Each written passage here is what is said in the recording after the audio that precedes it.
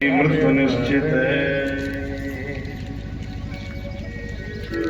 जैसे ही भगवान के गमन की कथा युधिष्ठिर ने सुनी, तुरंत परीक्षित जी को राजा बनाया।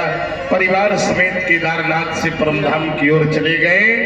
परीक्षित जी राजा बने। अक्रूर जैसे मंत्रियों को लेकर के आज नगर के भ्रमण में निकले हैं तो एक भयानक दृश्य दिखाई दिया।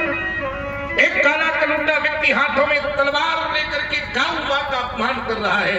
एक बछड़ा था जिसकी 3 टांगे टूटी हुई थी। परीक्षित जी ने तुरंत तलवार निकाली। सावधान!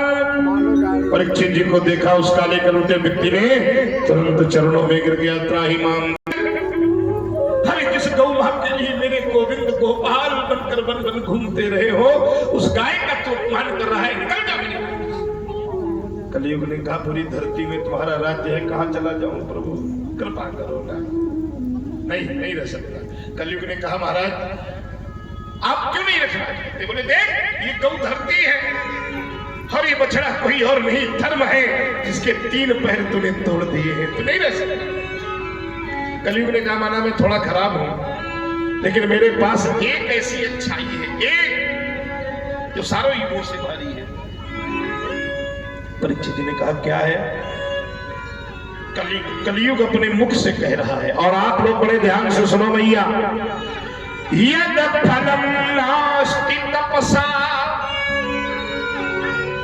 जो तपस्या करने से फल नहीं मिलता था लोगों को, जन्म जन्म मुनि यतन कराही, अंत राम कही आवाज। यद फलम नास्ति तपसा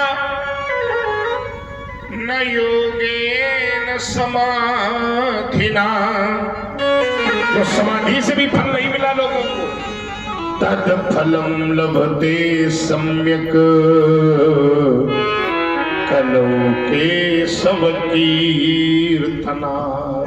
केवल भगवान का नाम ले लेने से वही फल कलयुग में सुख सागर में भी कहा। एक चौपाई में सुख सागर में क्या कहा?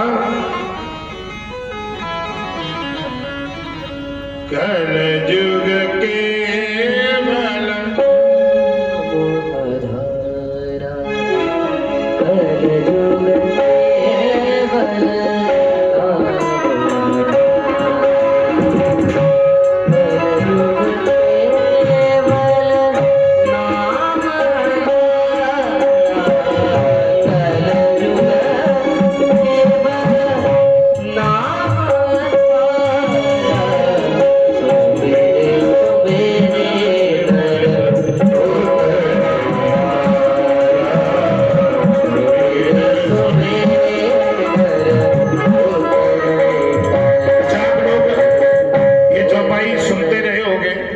सबने सुनिए ना। ये रामचरितमानस की चौपाई नहीं है, ये सुख सागर की चौपाई है। बहुत सी चौपाई हैं जो नित्य में है, लोग कहते हैं रामायण की नहीं है। कलयुग में कहा है, कलयुग केवल हरि गुण गाहा, रामचरितमानस की है। तो उन्होंने कहा कि ठीक है, बात तो तुम्हारी ठीक है, लेकिन मैं तुझे 4 स्थान बता रहा हूं, वहां रहता। और परीक्षित जी ने कौन से स्थान बताए? जिस स्थान को उन्होंने खराब देखा, उनके परिवार का सर्वनाश किया। धीउतम, यहां जुआ खेला जाता हो। एक बात बता दें, जिस घर में जुआरी होगा तो समझ लेना कि कलयुग उस घर की छताई में आ बैठा रहता है। 100% बता रहा हूं। एक समय के लिए तो बहुत बड़ा हो सकता है, लेकिन कलयुग उसको बर्बाद करके छोड़ेगा, ये मेरी गारंटी है, नोट कर लीजिए। और उसी जुए के कारण तो द्रौपदी का चीरहरण हुआ था। पहले ये राजसी खेल होता था, लेकिन कलयुग में इस पर कलयुग का वास हो गया। ध्यूतम पानम, पानम माने पीना। क्या पीना? पानी। पिया तो दूध भी जाता है, पानी का पीना क्या? गिलासों में जो डूबे फिर न उबरे जिंदगानी। क्या बात है। और कितने बह गए इन बोतलों के बंद पानी। क्या बात है। जो पान करता हो मदिरा का, उसके घर में कलयुग होगा। जिस घर में स्त्रियों को गाली बकी जाती है, स्त्रियों का अपमान होता है। अब जितने पति देव घर के बुजुर्ग बैठे हैं, कभी अपने धर्मपत्नी को गाली नहीं बकना चाहिए, कभी उसका अपमान नहीं करना चाहिए। पर श्रीमती जी ध्यान दें कि ठठरी न पा रहे हैं। दोनों पक्षों से काम होना चाहिए। हाँ, दोनों लोग। अगर आप अपने पति को नारायण बनाकर रखोगी तो आप लक्ष्मी बनकर रहोगी। अगर तुम अपने पति को नौकर समझोगी तो तुम भी तो नौकरानी बनकर रहोगी। हम तो बहुत देखो सीधी सीधी वाली बात है भाई। प्रेम से बोलो कन्हैया लाल की। अरे और धीमे बोलो कन्हैया लाल की जय। धन्यवाद।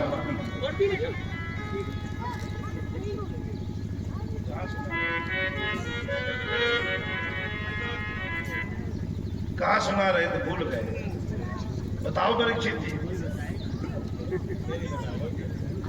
दारू की बात चल रही थी महाराज। हमारा भी कनेक्शन कभी कभी वाईफाई का कट जाता है, क्या कर रहे हैं।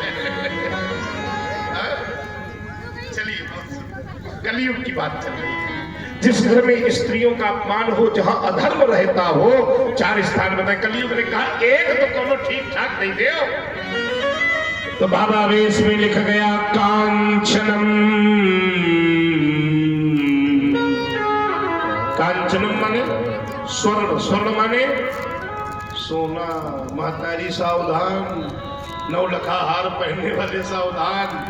देखो इसीलिए हमने सोना नहीं पहना है, सब लटकाए घूम रहे हैं।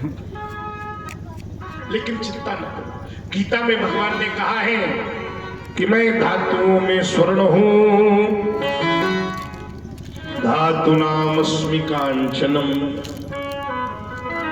अब समस्या ये हो गई, भगवान कहते हैं मैं धातुओं में सोना हूं, सोने में मुझ में मेरा वास है, और कलयुग का वास परीक्षित जी ने कर दिया। तो किसकी बात सही मानी जाए? अब इसके लिए एक छोटी सी कथा सुन लो। सुनना हो तो जोर से बोलना, एक ही बार बुलवाएंगे। बोलो कन्हैया लाल की जय। आप सुनो। एक पंडित जी थे, दुदाही का काम करते थे। किसका काम करते थे?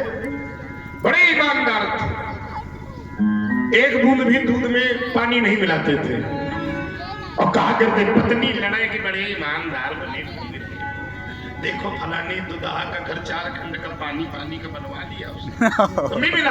तो पत्नी से कहा करता था, प्रभु जी तना दीजिए,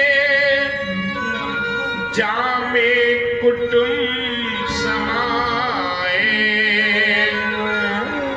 और मैं भी भूखा न रहूं, और साधु न भूखा जाए। अच्छा एक बात और परीक्षित जी ध्यान देना, ईमानदारी से बताना। व्यक्ति कहीं हारा हो चाहे ना हारा हो, श्रीमती जी के साथ सब सामने सबको झुकना ही पड़ा।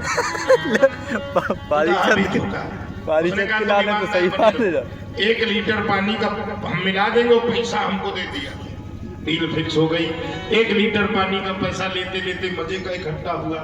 अच्छा माताओं को जेवर बनवाने का बड़ा शौक, तो उसने भी पंडिताई में इतनी बड़ी बेसर बनवाई, 2 तोला की। सस्ते का जमाना था तिवारी जी, इतनी बड़ी बेसर बनवाई। अच्छा माताएं बेसर बनवा ले, स्वर्ण बनवा ले, पहन के न दिखावे 2-4 जने का, तो पेट नहीं भरता।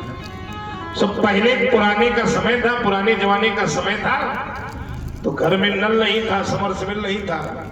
अच्छा यहाँ जितनी माताएं बैठी हैं, ईमानदारी से बताओ कितनी मैया ने कुएं से पानी भरा है? हाथ खड़ा करो। कुएं वाली माता देखो, अब भी काफी। नदी वाली बहुत छोटे थे, तो 5-6 साल का ये स्मरण है। तो गांव में नल नहीं होते थे, हर मोहल्ले में कुआं होता था और हर का घाट होता था। ये फलाने यहाँ से दिखाने चारों वर्णों के घाट बने होते थे। तो उस समय कुएं से पानी आता था, तो उसने सारा पानी फैला दिया, और बड़ी भारी बेसर पहन के बाल्टी लेके निकली। 2-4 सहेली मिल गई, अरे बहन बड़ी सुंदर, हाँ 2 तोले की अभी तो बनवाई। अब पानी भरने लगी, बेसर की खुशी में रस्सी छूट गई।